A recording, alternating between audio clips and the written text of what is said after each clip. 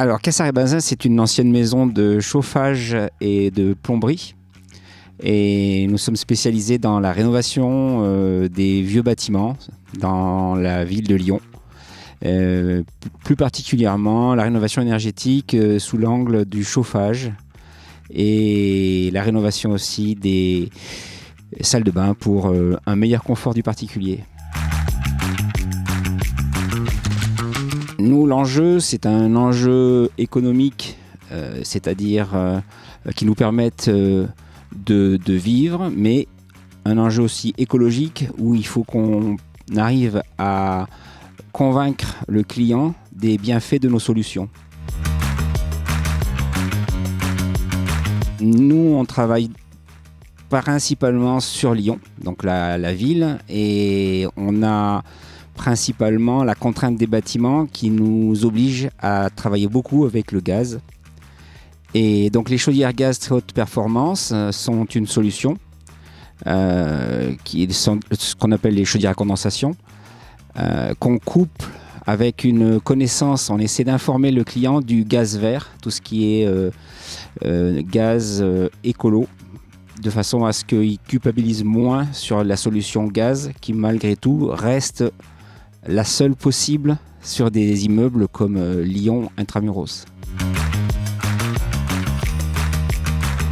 La partie administrative, c'est celle qui va peser le plus dans notre plaisir de travailler. Et c'est vrai qu'elle s'alourdit de plus en plus. Et c'est vrai que, à la limite, c'est une partie qu'on va négliger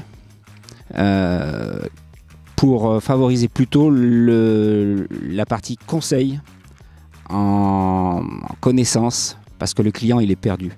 Le client, au bout du compte, on lui parle de tout un panel de formules, de chauffage électrique, pompe à chaleur, plancher chauffant, etc. Il est perdu. Donc, le professionnel que je suis cherche plutôt à conseiller honnêtement le client vers quelle énergie il doit s'orienter pour optimiser son logement. Les normes ont été créées pour créer des connaissances et un cadre dans lequel on ne peut pas faire n'importe quoi. Les labels, le label rouge pour la viande, le label bio pour le vin, c'est nécessaire. Ça tire le marché vers le haut. Par contre, c'est pas suffisant ça ne doit pas être une condition suffisante pour attribuer des aides. À mon avis, les aides ne doivent pas être conditionnées que par le RGE. C'est un peu ce qui pose problème actuellement, c'est que les clients cherchent des aides, donc vont vers les RGE, mais dans les RGE, il y a des éco-délinquants, il y a des gens qui utilisent justement ce label pour frauder et dépenser l'argent public à tort et à travers. À mon avis, pour s'en prémunir, il faut informer le maître d'ouvrage, c'est-à-dire le client, le particulier, d'une manière ou d'une autre. Nous, c'est ce qu'on fait à notre niveau tous les jours quand on a un client en face. Il faut l'informer du fait que c'est pas l'aide qui va faire la solution technique.